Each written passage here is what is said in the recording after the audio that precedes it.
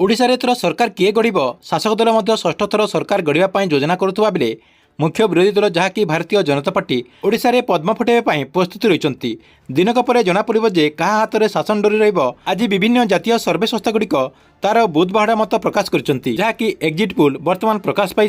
Survey report कहूँ ओडिशा विधानसभा निर्वाचन में भारतीय जनता पार्टी जहाँकि बीजेपी तरफ भल प्रदर्शन कर विजु जनता दल को जहाँकि 2019 निर्वाचन तुलन में भल प्रदर्शन करने सन्देह देखा ये आप स्क्रीन मध्यम देखिपे India Today Axis My India जो रिपोर्ट रही है रिपोर्ट अनुसार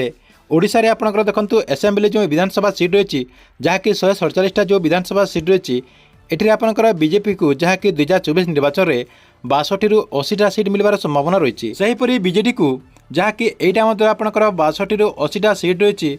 सहित देखंतु कांग्रेस को 5टा ରୁ 8टा सीट मिलवार संभावना रही। यह सहित आउ गोटे सर्वे संस्थार रिपोर्ट रही जहाँकि स्कूल ऑफ पॉलिटिक्स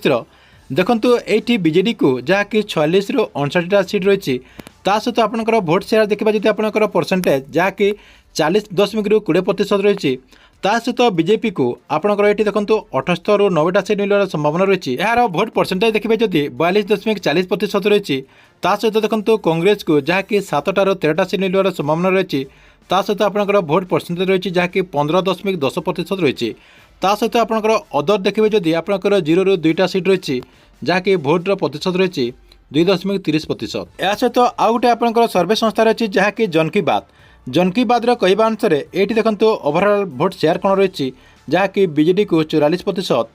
एवं बीजेपी को 42% सहित कांग्रेस को 10% एवं अदर आपनकर 2% रही जहाँकि ओवरऑल आप जदि सीट शेयर देखिए ये आपनकर बीजेपी को 58टा सीट जहाँकि 14टा एपट सेपट हो पारे। यह सहित बीजेडी को 81टा सीट मिलवार संभावना रही जहाँकि 12टा सीट एपट सेपट होबार संभावना रही और कांग्रेस को 8टा सीट जहाँकि 2टा सीट एपट सेपट होबार संभावना रही। एथिला आपनका ओडिशा असेंबली सीट को नहीं आसथिबा बहुत ही बड़ा गोटे अपडेट आपनका वीडियो केमती लागला कमेंट बॉक्स रे निचे गोटे कमेंट करंतु एवं गवर्नमेंट जेकोसी नुआ योजनार अपडेट आपन सर्वप्रथम देखा चाहूले यह चैनल टी आप रेगुलर देखुतांतु।